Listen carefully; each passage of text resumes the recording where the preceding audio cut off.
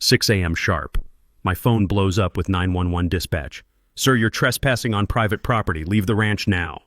My ranch, the 50-acre sanctuary I bought to save my disabled veteran brother's life. The only place his PTSD nightmares finally fade. The caller?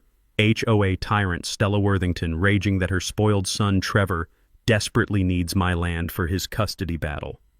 Using her 3 grandkids as pawns, demanding the deed by sunrise. What she didn't know, she's been harassing the county sheriff for months. Her darling boy? Midnight ATV raids, revving at 3 a.m. outside my brother's bedroom, shattering his rare peace. Smashed fences, slashed irrigation lines. When I confronted her about the damage, this entitled witch showed her true face. Move along, trailer trash, you don't belong here. Every trespass, every insult, every threat, fully documented. Airtight felony case ready to crush their family. The hammer is falling. What would you do if someone weaponized innocent kids to destroy your war hero sanctuary? My name is Tom Bridgewater, and I've been county sheriff for 22 years. But this story isn't about my badge and uniform. It's about family, sacrifice, and what happens when entitled people push the wrong guy too far. My ranch sits on 50 acres of prime real estate, bordered by Willowbrook Estates, one of those fancy gated communities where the average house costs more than most people make in a decade. I bought this place 5 years ago, not for investment or prestige, but because my younger brother Eddie needed somewhere to heal. Eddie came back from Afghanistan with pieces missing. Not just the leg he lost to an IED, but parts of his soul that desert sand and roadside bombs had stolen. The VA doctors pumped him full of pills and sent him to group therapy sessions in sterile conference rooms. Nothing worked. He was spiraling toward a darkness I'd seen claim too many good soldiers. Then we found this ranch. Something about the wide open spaces, the smell of hay drying in summer heat, the rhythmic sound of cattle moving through tall grass. It brought Eddie back to us. He started sleeping through the night without screaming. His hands stopped shaking when he worked with the horses. For the first time in 3 years, my little brother smiled. That's when Stella Worthington entered our lives like a Category 5 hurricane in designer heels. Stella runs the Willowbrook Estates HOA with the iron fist of someone who's never been told no in her entire privileged existence. She's got that particular brand of middle-aged entitlement that comes from marrying money and spending decades believing her law degree makes her queen of the universe. Her silver BMW never has a speck of dust on it, and she wears those oversized sunglasses that cost more than Eddie's monthly disability check. But it was her son Trevor who really set this whole mess in motion. 32 years old, recently divorced, and fighting for custody of 3 kids he'd barely paid attention to before his ex-wife finally got tired of his anger issues. The family court gave him 60 days to prove he could provide a stable family environment, which in lawyer speak meant he needed to stop living in his mother's pool house and find a real place to raise children. That's when they decided my ranch was exactly what Trevor needed. Never mind that it wasn't for sale. Never mind that Eddie and I had built a life there, that every fence post and barn beam represented hope for my brother's recovery. In Stella's world, people like us were just obstacles to be removed. The first sign of trouble came on a Tuesday morning in early March. I was feeding the horses when I noticed fresh tire tracks cutting through my east pasture. Someone had driven straight through my fence line, leaving a gap wide enough for cattle to wander onto the county road.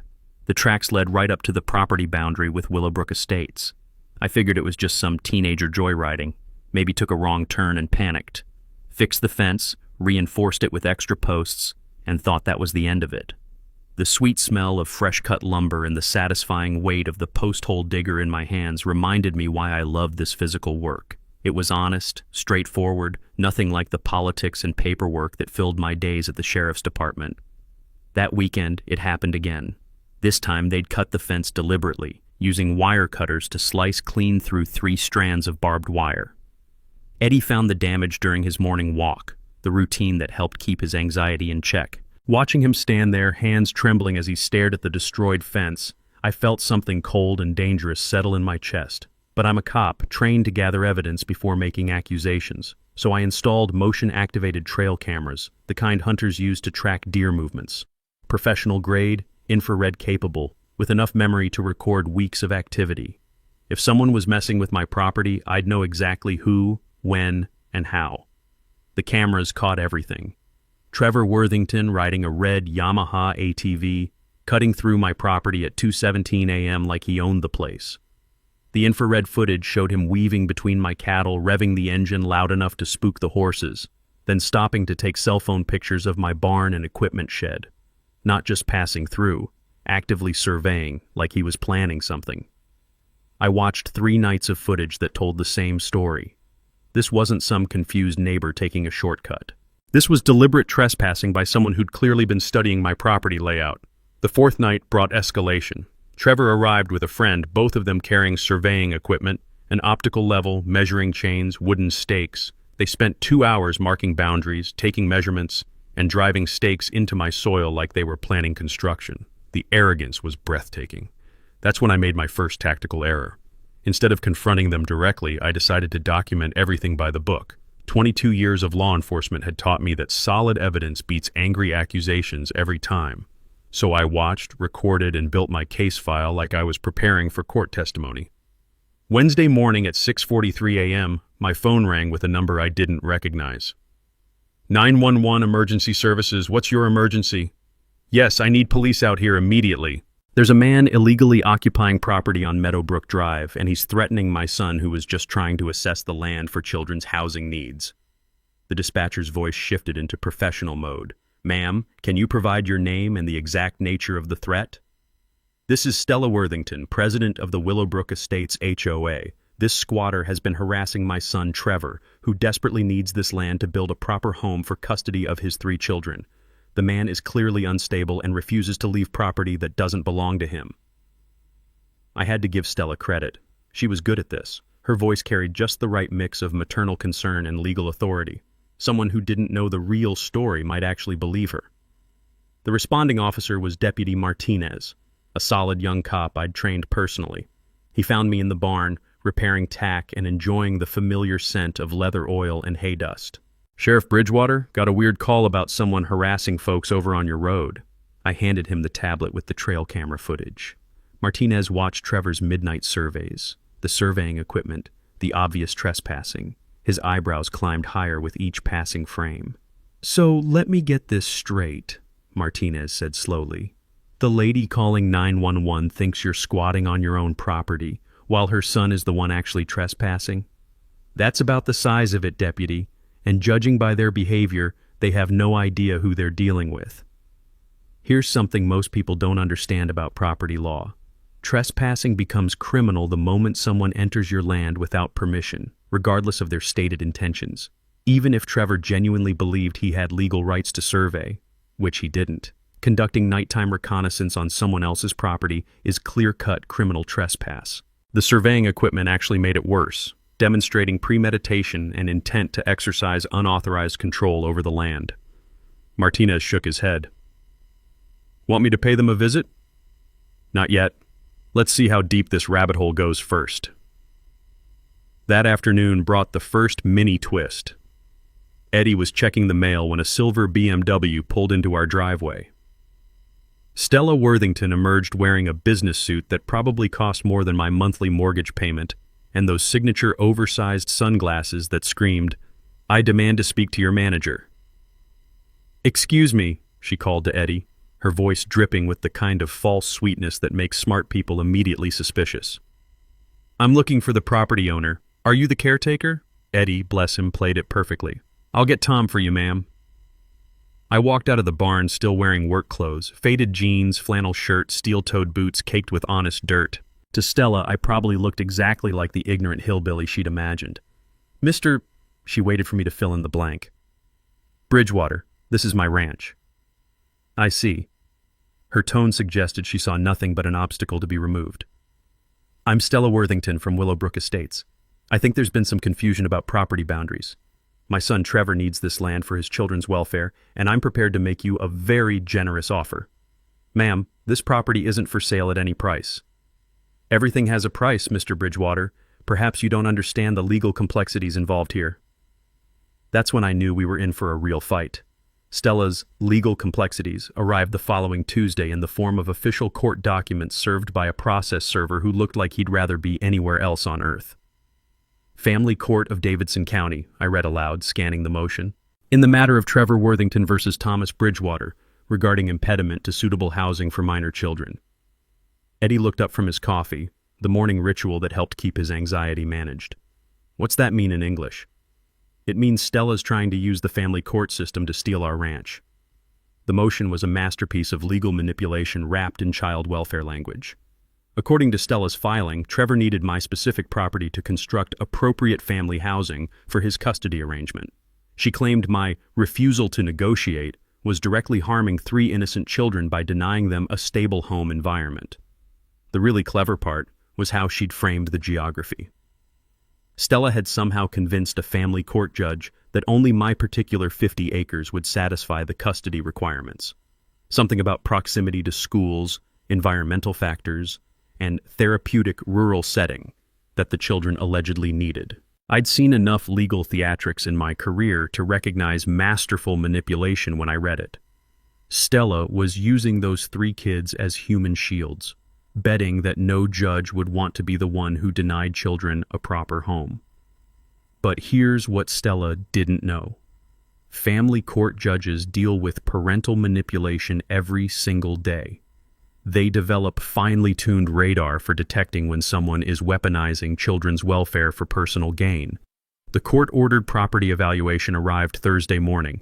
Janet Morrison, a certified real estate appraiser, spent 3 hours walking every acre while I followed along answering questions. Interesting case, Morrison said as we stood near the eastern fence line. Usually these custody housing requirements are pretty flexible. Mind if I ask what makes this specific property so essential? That's what I'd like to know. Morrison had that professional demeanor that comes from years of navigating property disputes, but I caught her exchanging puzzled glances with her assistant when she thought I wasn't watching. The morning air carried the clean scent of dew-covered grass and that particular stillness that comes just before the world wakes up. Peaceful, honest, nothing like the legal games being played around us. Have you had any interactions with the petitioner or his family? I handed her a tablet loaded with trail camera footage. Morrison watched Trevor's midnight surveys, her professional expression shifting to something between alarm and disbelief. Mr. Bridgewater, this footage shows clear trespassing behavior. Have you filed charges? Not yet. I'm giving them rope to hang themselves with. Here's something most people don't realize about court-ordered property evaluations. The appraiser isn't just looking at market value or building suitability. They're also assessing whether the current situation involves harassment, intimidation, or other factors that might influence their recommendation. Documented evidence of trespassing and property damage creates what lawyers call adverse possession concerns, basically proving that one party is already acting like they own property that legally belongs to someone else. Morrison's report, filed 3 days later, was a thing of beauty. Professional, thorough, and absolutely devastating to Trevor's case. She documented not just my property's excellent condition and clear title, but also the concerning pattern of unauthorized access that suggested potential harassment of the current legal owner. That's when Stella made her second major escalation. Saturday morning brought 3 black SUVs rolling down my driveway like a presidential motorcade. Out stepped Stella, Trevor, and what I assumed was their legal team. 4 people in expensive suits carrying briefcases and attitudes. Trevor looked exactly like what central casting would order for entitled rich kid approaching middle age badly. Soft around the middle, designer jeans that had never seen honest work, and that particular brand of nervous aggression that comes from having mommy fight your battles your entire life. Mr. Bridgewater, Stella announced, this is my legal team. We're prepared to make you an offer you can't refuse. The lead attorney, a sharp-faced woman named Patricia Kellerman, stepped forward with documents already prepared. We're offering $2.5 million for immediate sale and 30 days to vacate. $2.5 million. For a property I'd bought for $600,000 just 5 years earlier. Either they were desperate, or they had plans that would make my ranch worth far more than anyone knew. Ma'am, I told you before, this property is not for sale. Trevor finally spoke up, his voice carrying that whiny edge of someone accustomed to getting his way through tantrums. Look, man, I got kids who need a home. You're just being selfish. Son, Your housing situation isn't my responsibility. That's when Stella played her ace card. Mr. Bridgewater, perhaps you don't understand. We have legal options if you continue being unreasonable. Stella's legal options revealed themselves the following Monday when I arrived home from my shift to find Eddie standing in our destroyed east pasture, hands shaking as he stared at the carnage. Someone had driven through my property with heavy equipment, not just an ATV this time, but something with serious weight and cutting power. Fence posts had been snapped at ground level, wire strands cut and tangled, and my main irrigation line severed in 3 places. Water sprayed from broken PVC pipes, turning sections of pasture into muddy swamps that smelled like diesel fuel and destruction. "Tom, they came in broad daylight," Eddie said, his voice carrying that tight control he used when fighting off panic attacks. Big truck with some kind of blade attachment. Driver wore a baseball cap, couldn't see his face. I knelt beside the largest pipe break, running my fingers along the cut edges, clean slices, made with precision tools. This wasn't random vandalism. Someone had deliberately targeted my water system with surgical accuracy. The trail cameras had been disabled too, not destroyed but carefully repositioned to face the ground. Someone familiar with surveillance equipment had neutralized my security without leaving obvious evidence of tampering. "Eddie, go inside and take your medication. I'll handle this." As my brother walked toward the house, I noticed his limp was more pronounced than usual. Stress always made his war injuries worse, and watching someone systematically destroy the place that had given him peace was pushing him toward a breakdown I couldn't allow. That evening brought a knock at my door. Trevor Worthington stood on my porch wearing work boots that had never seen dirt, and a concerned expression that didn't reach his eyes. "Hey man, heard you had some trouble with vandals. Real sorry about that." "Is that right?" "Yeah. My mom sent me over to see if you needed help with repairs. She feels terrible about what happened." The audacity was breathtaking. Trevor was standing there offering to fix damage he'd almost certainly caused, fishing for information about my response while pretending to be a good neighbor. "That's mighty considerate of your mother. Look, I know we got off on the wrong foot with this whole property thing, but I'm just trying to do right by my kids, you know? Maybe we could work something out that benefits everybody." Here's what Trevor didn't know. When someone damages critical infrastructure on a working ranch, they're not just vandalizing property, they're potentially creating life-threatening situations for livestock and dangerous environmental conditions. Severing irrigation lines can kill cattle during hot weather, and the combination of standing water and electrical systems creates electrocution hazards. Under Texas agricultural protection statutes, this type of damage qualifies as felony criminal mischief, with enhanced penalties. What kind of arrangement did you have in mind? Well, you obviously can't afford to keep fixing this stuff every time some punks decide to mess with your place. My mom knows people in county government. Maybe we could get you some kind of security patrol, help protect your investment. The mini twist revealed itself in Trevor's casual mention of every time, confirming this wasn't a one-off incident, but part of a planned campaign of harassment designed to make ranch ownership financially unsustainable. "Son, I appreciate the offer, but I can handle my own security." Trevor's mask slipped for just a moment, revealing something cold and calculating underneath the fake concern. "Look, man, maybe you don't understand how things work around here. This is a nice area, property values matter, and sometimes change is inevitable whether people like it or not." Is that a threat? Just reality. Ask anyone in the development business. Rural properties this close to quality neighborhoods don't stay rural forever. Market forces, you know? After Trevor left, I called in a favor from the county's best forensic technician. Sarah Rory arrived Wednesday morning with equipment that could detect trace evidence invisible to normal investigation. "Interesting damage pattern," Rory said as she documented the irrigation breaks. "Clean cuts, professional-grade tools, knowledge of pressure points. Whoever did this understood both your system layout and the most expensive places to cause damage." Her analysis confirmed my suspicions. The equipment cuts were made with hydraulic shears, the kind mounted on excavators or utility trucks. The positioning suggested someone had studied our infrastructure layout carefully before attacking the most vulnerable and costly to repair components. "Tom, this wasn't random vandalism.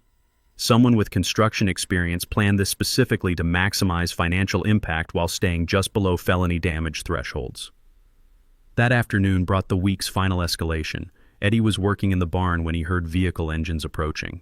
Through the window, he watched 3 pickup trucks circle my property, staying just outside the fence line but making their presence unmistakably clear. The trucks belonged to Worthington Construction, Trevor's uncle's company, according to the magnetic signs on their doors. For 2 hours, they conducted an obvious surveillance operation, taking photographs, making measurements, and demonstrating that the Worthington family had resources and connections beyond what I'd initially estimated. The message was clear: escalate or surrender, because this was just the beginning.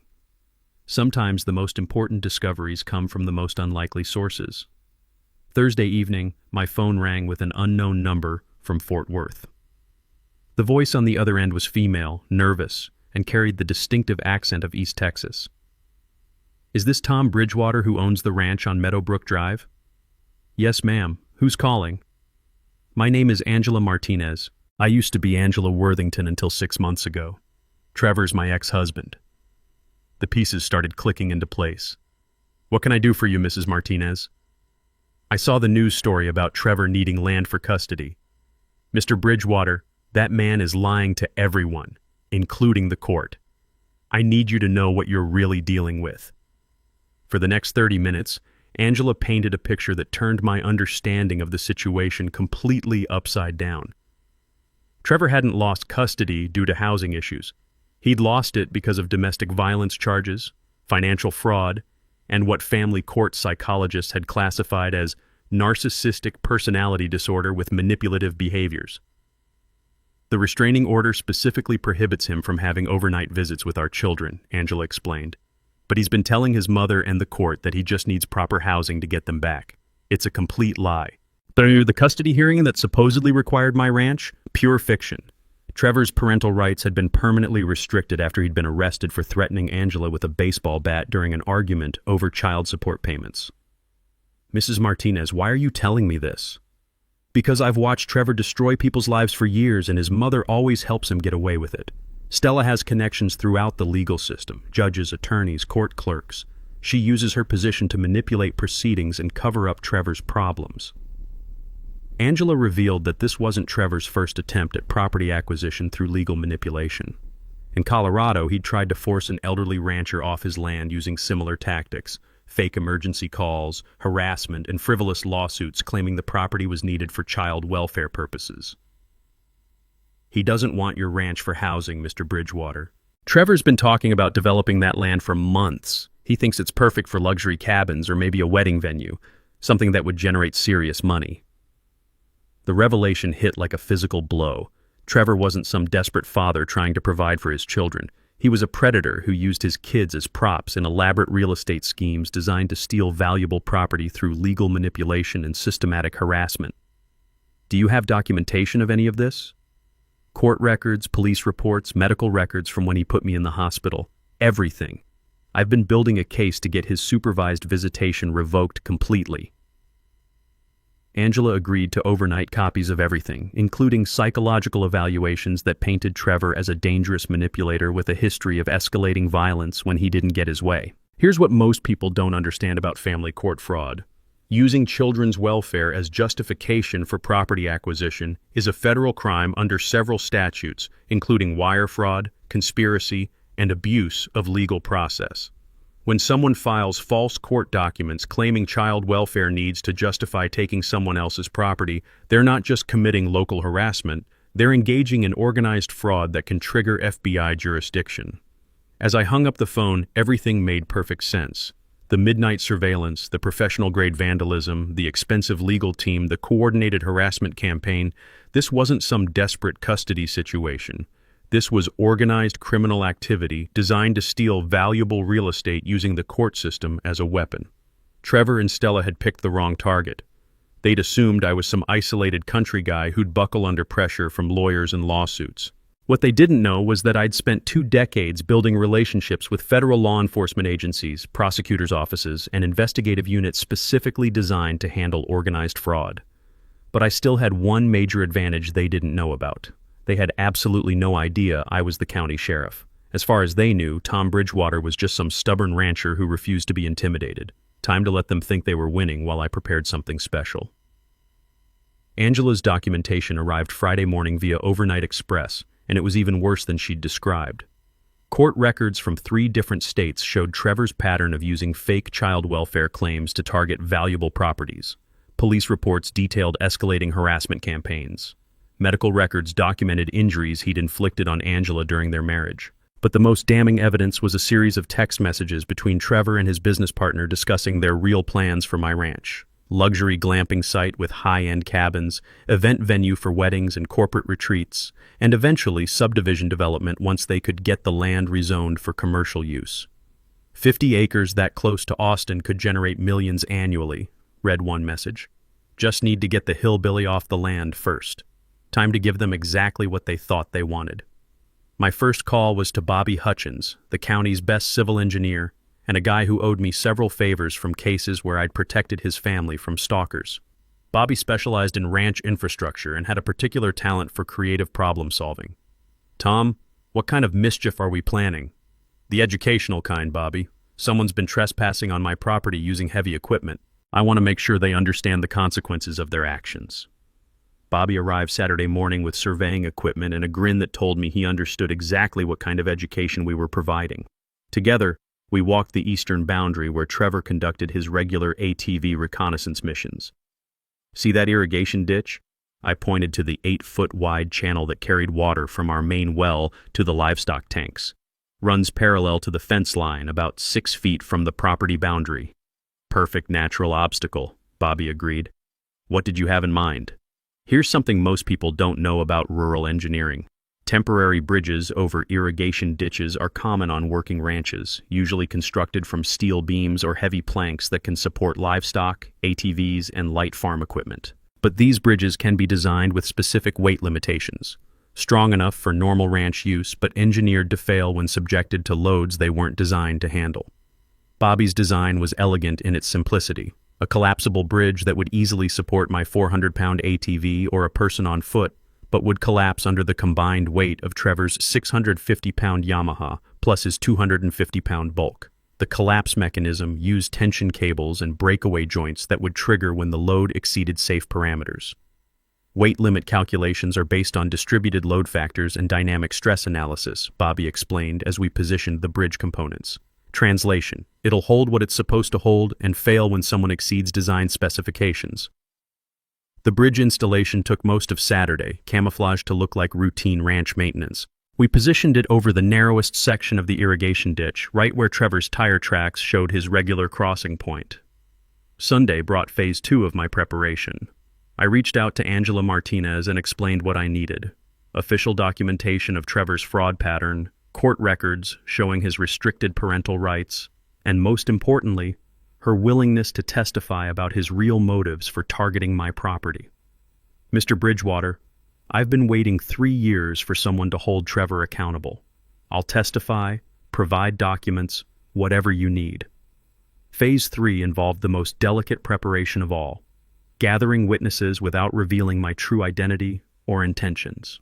I contacted 5 neighboring ranchers, all of them fed up with Worthington family harassment, but previously afraid to speak up against someone with legal connections. Tom, we've all been watching this situation develop, said Bill Henderson, whose property bordered mine to the west. That family thinks they can push around anyone without enough money to fight back. What do you need us to do? The final phase required equipment I normally used in my law enforcement role: professional-grade recording devices, evidence collection materials, and communication gear that would document everything in court-admissible quality. I also quietly arranged for Deputy Martinez to be on duty the following Saturday, positioned close enough to respond quickly when needed, but far enough away to avoid spooking Trevor into changing his routine. By Thursday, everything was in position. The bridge sat innocently over the irrigation ditch, looking like it had been there for years. Trail cameras were repositioned to capture multiple angles of the crossing point. Recording equipment was tested and ready. Eddie had noticed the preparations and asked direct questions about my intentions. I explained the situation honestly. Trevor was going to trespass one more time, encounter a completely legal defensive obstacle on my property, and face the consequences of his choices in front of witnesses who could testify about his behavior. Just promise me something, Tom. Don't let this destroy what we've built here. Eddie, what we're doing is protecting what we've built. Sometimes you have to stand up to bullies, or they never stop pushing. Saturday night was forecast to be clear and warm. Perfect weather for ATV riding. Trevor hadn't missed a weekend reconnaissance mission in 6 weeks. Time to see if he'd maintain his perfect attendance record. Friday afternoon brought Stella's most desperate gambit yet, and it arrived in the form of a personal visit that reeked of expensive perfume and barely controlled panic. I was repairing fence in the south pasture when her silver BMW crunched down my gravel driveway, followed by a black Mercedes that probably cost more than Eddie's annual disability payments. The afternoon sun caught the metallic paint as both vehicles parked with military precision near my front porch. Stella emerged wearing what I'd learned to recognize as her serious negotiation outfit, navy blue business suit, minimal jewelry, and an expression that suggested she'd rather be performing root canal surgery on herself. The Mercedes disgorged 2 passengers, a heavy-set man in an expensive suit who moved like hired muscle, and a sharp-faced woman carrying a briefcase that screamed high-end legal representation. "Mr. Bridgewater," Stella called across the yard, "we need to discuss your situation urgently."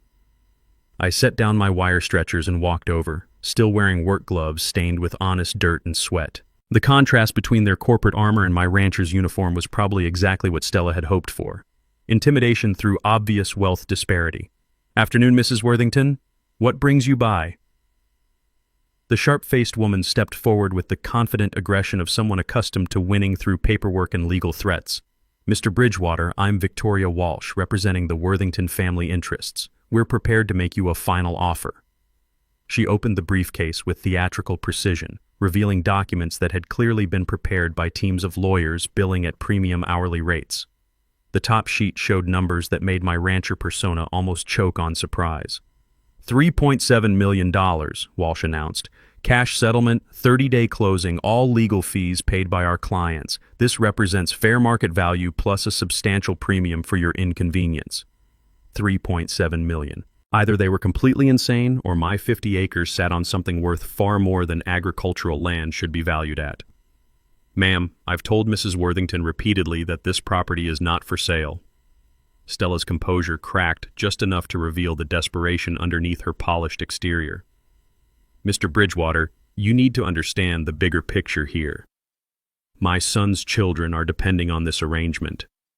We have legal proceedings in motion that you cannot win." The heavy-set man finally spoke, his voice carrying the flat menace of someone who'd delivered threats professionally for years. "Sometimes people don't realize how expensive it gets to fight City Hall. Legal fees, court costs, property damage from ongoing vandalism. It adds up fast. Here's what they didn't know. Implicit threats made in the presence of witnesses constitute criminal intimidation under Texas law, especially when delivered by parties already engaged in documented harassment campaigns. The casual mention of ongoing vandalism essentially amounted to a confession that they were responsible for my irrigation damage. "Are you threatening me, sir?" "Just explaining economic realities," the man replied. "Smart people recognize when resistance costs more than cooperation." Walsh stepped forward again, clearly trying to regain control of negotiations that were spiraling into overt intimidation. "Mr. Bridgewater, we're offering you generational wealth for property that's costing you money every month. Insurance, taxes, maintenance, ranch ownership is expensive. And if I decline this generous offer," Stella's mask slipped completely, "then you'll discover exactly how expensive it gets to fight people with unlimited resources and excellent legal connections. Family court judges don't like men who put their pride ahead of children's welfare." The mini twist revealed itself in Stella's slip about unlimited resources, confirming that this wasn't just about Trevor's housing needs, but about a much larger financial operation with serious money behind it. "Mrs. Worthington, I think you've mistaken me for someone who can be intimidated by lawyers and veiled threats." "We'll see about that," she snapped, abandoning all pretense of polite negotiation. "Victoria, show him the alternative." Walsh produced a second set of documents, preliminary legal filings that would trigger a cascade of court proceedings, regulatory investigations, and bureaucratic harassment designed to make property ownership financially impossible. "Eminent domain petition for public utility expansion," Walsh explained with obvious satisfaction. "Environmental impact studies requiring expensive soil testing. Zoning compliance reviews that could take years to resolve. agricultural exemption challenges that would triple your property tax burden. The scope of their planned legal assault was breathtaking. A coordinated attack using multiple government agencies and court systems to drown me in proceedings that would cost hundreds of thousands to defend against. Of course, all of these proceedings disappear if you accept our reasonable offer, Stella added. Your choice, Mr. Bridgewater, generational wealth or generational debt from fighting battles you cannot win. As their convoy disappeared down my driveway in a cloud of dust and arrogance, I realized they'd just made a critical tactical error. They'd revealed the full scope of their operation while still believing I was just some isolated rancher without resources to fight back.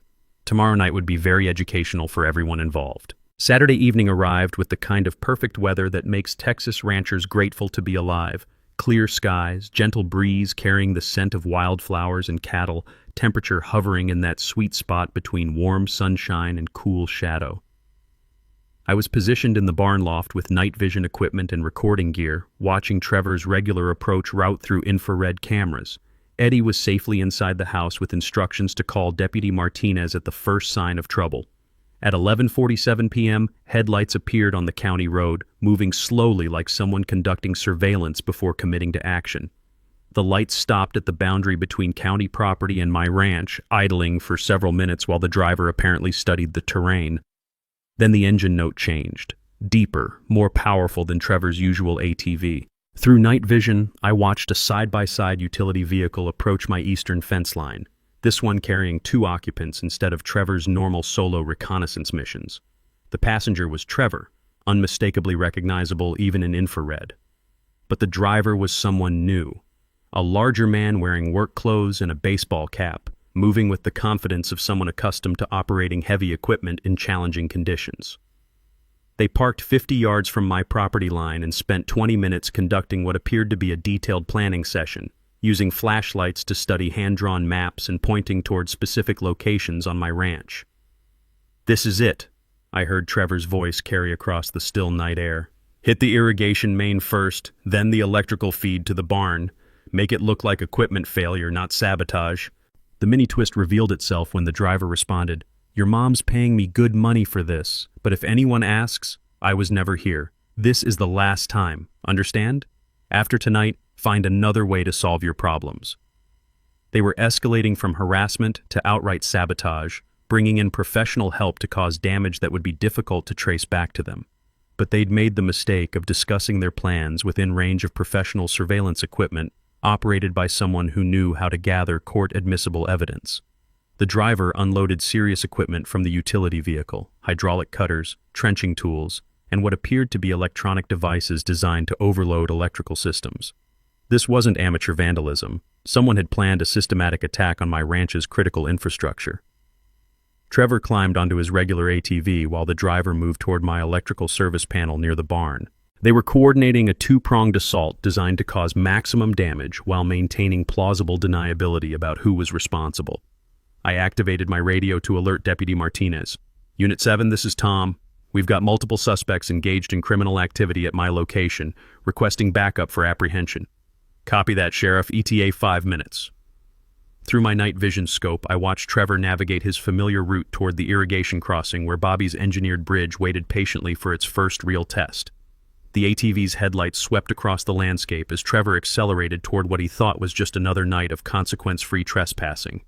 The bridge held perfectly as Trevor approached the crossing point, his ATV's weight still within the engineered tolerance limits. But when he hit the gas to power across the irrigation ditch, physics took over with mechanical precision. The combined dynamic load of 650 pounds of ATV plus 250 pounds of rider, multiplied by the forward momentum and downward force of the crossing, exceeded the bridge's designed failure point by exactly the margin Bobby had calculated.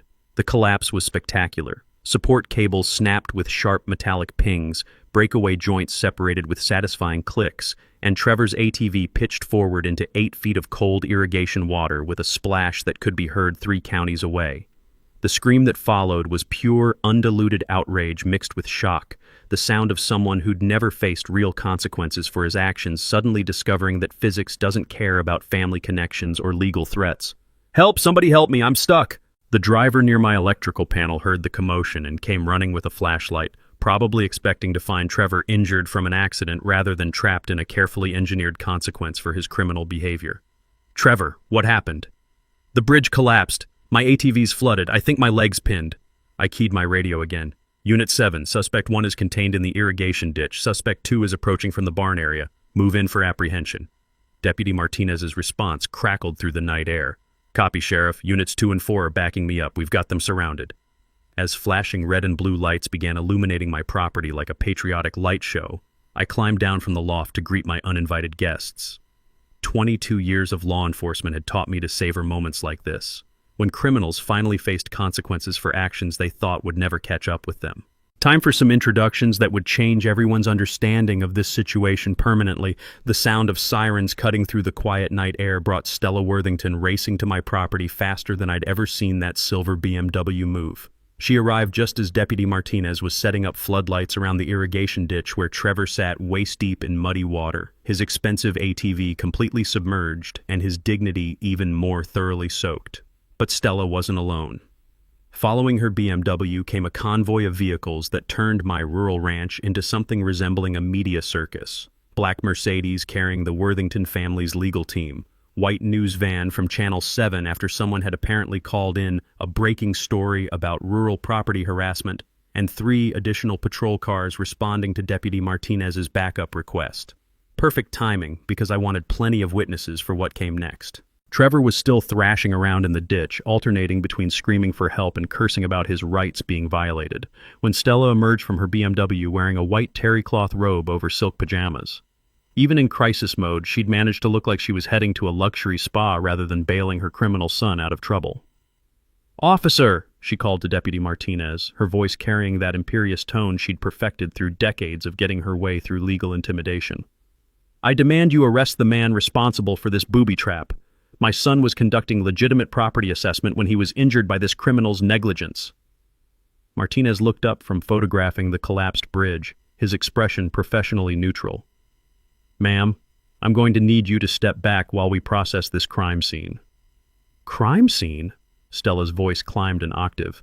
"The only crime here is this squatter attacking my son with illegal traps. I'm Stella Worthington, president of the Willowbrook Estates HOA, and I demand immediate action." That's when the Channel 7 news crew started rolling, their camera lights turning the nighttime chaos into primetime drama. Reporter Jessica Rory positioned herself with the perfect backdrop, flashing police lights, Trevor still stuck in the ditch, and Stella gesticulating wildly in her designer pajamas. This is Jessica Rory reporting from Davidson County, where a property dispute has escalated into what appears to be criminal activity involving harassment, trespassing, and systematic vandalism. I walked out of the barn wearing full sheriff's department uniform, badge, radio, duty belt, everything that identified me as the law enforcement officer I'd always been but had never revealed to the Worthington family.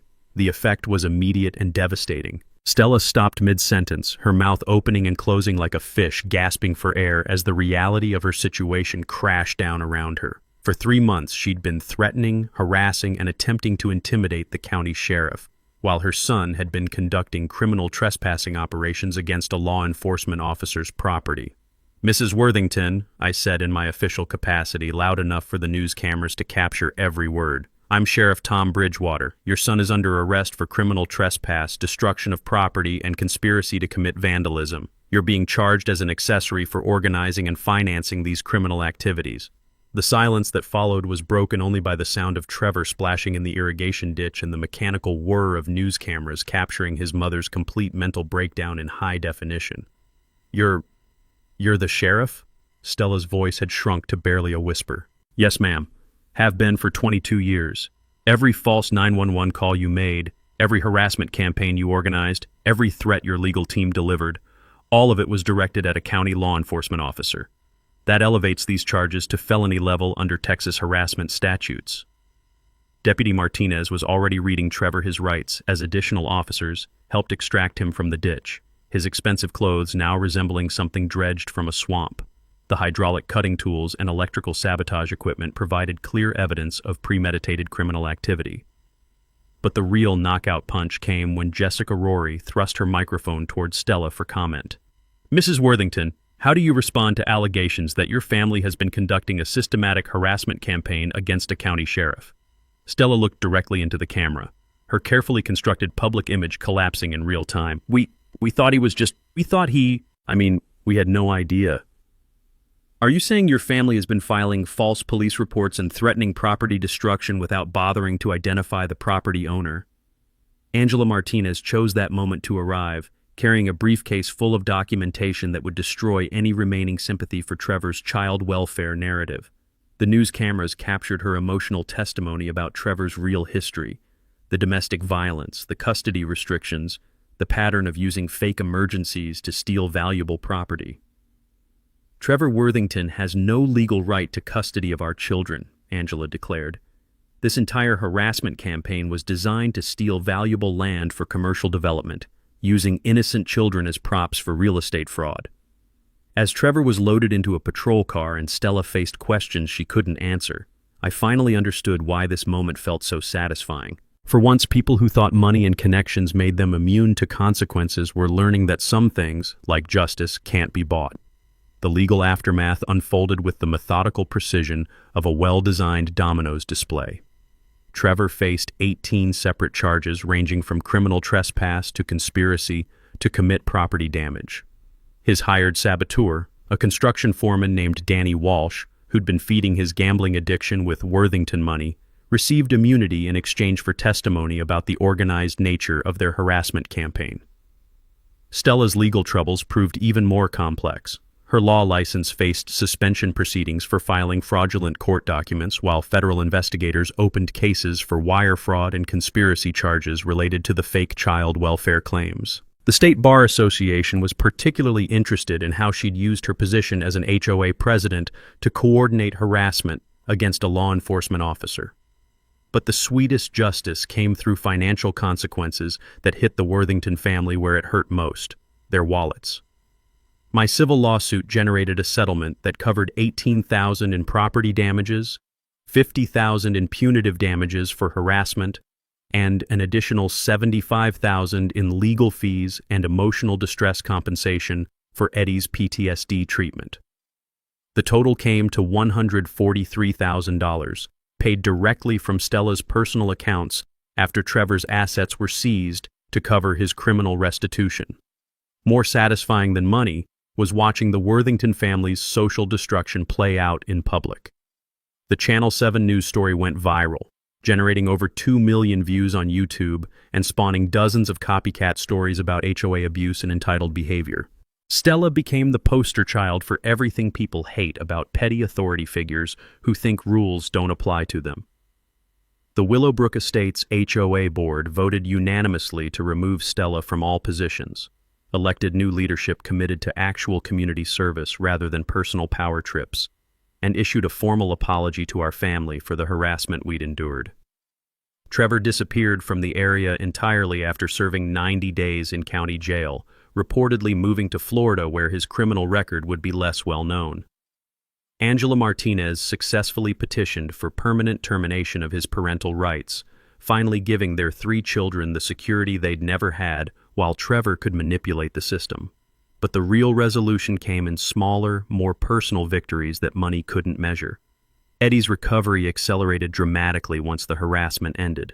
Without the constant stress of defending our sanctuary, he was able to focus on healing work that had been interrupted by months of anxiety and sleepless nights.